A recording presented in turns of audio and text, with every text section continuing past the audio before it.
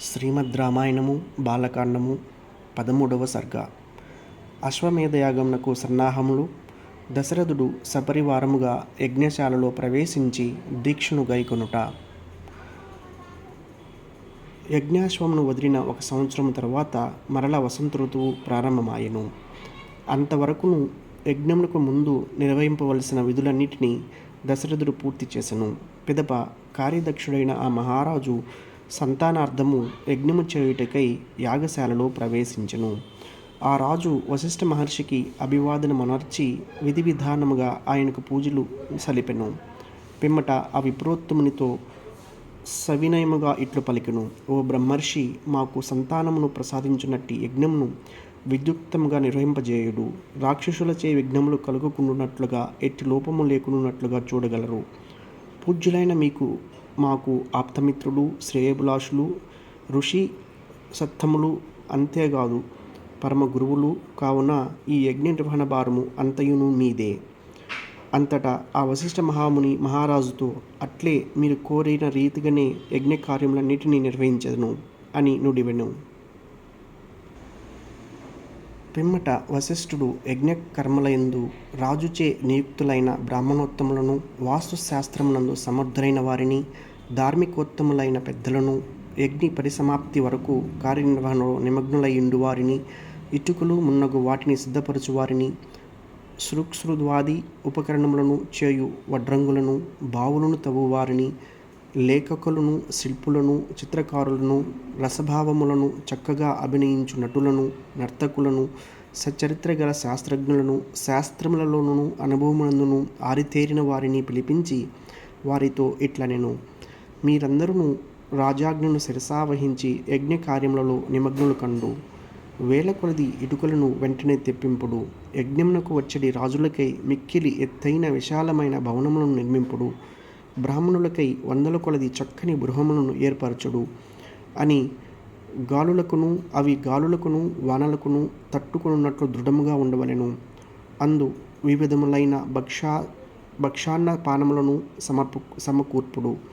అట్లే పురజనులకును జానపదులకును నివాస యోగ్యములైన గృహములను నిర్మించి అనేక విధములైన తినుబండారములను సర్వ సౌకర్యములను విస్తారముగా సమకూర్చవలెను.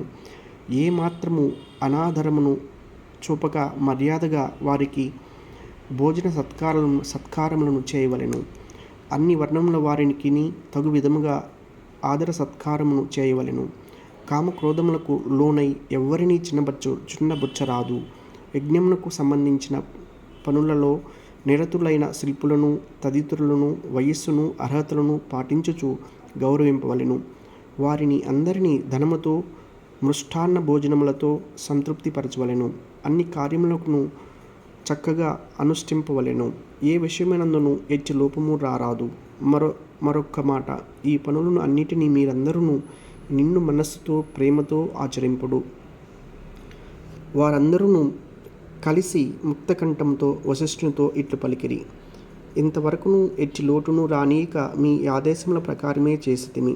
ఇక మీదట కూడా మీ ఆజ్ఞలను ఏ లోపము వాటిల్లకుండా పాటించదము. పిమ్మట వశిష్ఠ మహర్షి సుమంత్రుని పిలిపించి ఇట్లు పలికెను: ఈ భూమండలమున గల ధార్మికులైన రాజులను, పెద్ద సంఖ్యలో బ్రాహ్మణులను, క్షత్రియులను, వైశ్యులను, శూద్రులను ఆహ్వానింపుము. అన్ని దేశముల నుండి జనులను సాదరముగా ఆహ్వానింపుము. మిథిలాధిపతి అయిన జనక మహారాజు సూర్యుడు, సత్యసంధుడు, సర్వశాస్త్రములందును వేదములలోనూ నిష్ఠాగరిష్ఠుడు, మహాపురుషుడు కనుక స్వయంగా వెళ్ళి ఆయనను సగౌరవముగా ఆహ్వానింపుము.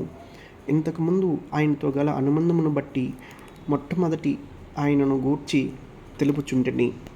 అట్లే సంతతము మధుర భాషయు రాజుగారికి ఆప్తమిత్రుడును అయిన కాశీరాజును స్వయంగా పిలువుము. పరమ ధార్మికుడును పెద్దవాడును రాజుగారికి మామయు అయిన కేకయ రాజును ఆయన సుతిని స్వయముగా ఆహ్వానింపుము. అంగదేశాధిపతియు సత్పురుషుడును పూజ్యుడును గొప్ప కీర్తి ప్రతిష్టలు గలవాడును దశరథునకు మిత్రుడును అయిన రోమపాదుని సాదరముగా ఆహ్వానింపుము. ప్రాచీనులైన సింధు, సౌవీర, సౌరాష్ట్ర దేశాధిపతులను, దక్షిణ దేశముల ప్రభువులను అందరినీ దూతల ద్వారా ఆహ్వానింపుము. ఇంకను ఈ భూమండలమున దశరథునకు మిత్రులైన రాజులను అందరినీ పరివారముతో బంధువులతో కూడి వచ్చునట్లు వీలైనంత త్వరగా ఆహ్వానింపుము. వశిష్ఠుని ఆదేశమును అనుసరించి సుమంత్రుడు సమస్త రాజులను ఆహ్వానించుటకై అంతరంగికులైన పురుషులను వెంటనే ఆయా దేశములకు పంపెను. బుద్ధిశాలి అయిన సుమంత్రుడు వశిష్ఠ మహర్షి ప్రత్యేకంగా పేర్కొనిన మహీపాలులను అందరినీ ఆయన సూచన మేరకు స్వయంగా తీసుకుని వచ్చుటకై వెంటనే బయలుదేరెను. యజ్ఞమునకు సంబంధించిన పనులను నిర్వహించడి వారందరూ అంతవరకును తాము పూర్తి చేసిన కార్యములను అన్నిటినీ గూర్చి దీశాలి అయిన వశిష్ఠమునికి నివేదించిరి.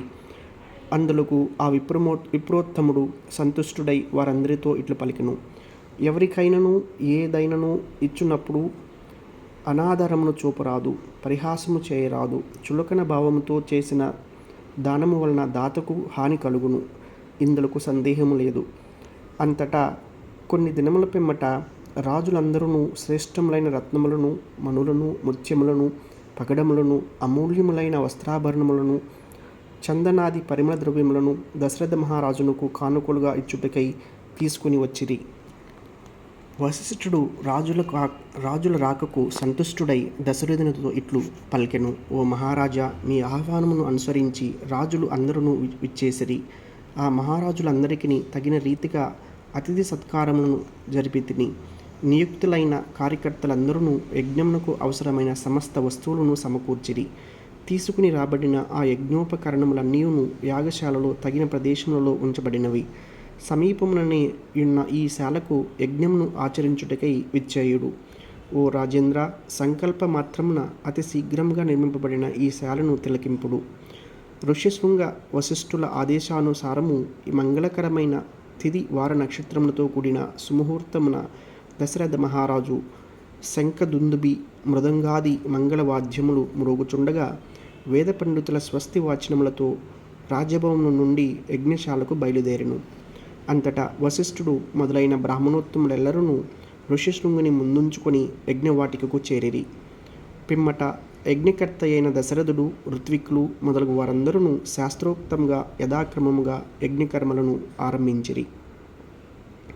సకలైశ్వర్య సంపన్నుడైన దశరథ మహారాజు ధర్మపత్నులతో కూడి యజ్ఞవాటికను ప్రవేశించెను. పిమ్మట అతడు శాస్త్ర ప్రకారము విధి విధానముగా యజ్ఞదీక్షను స్వీకరించెను.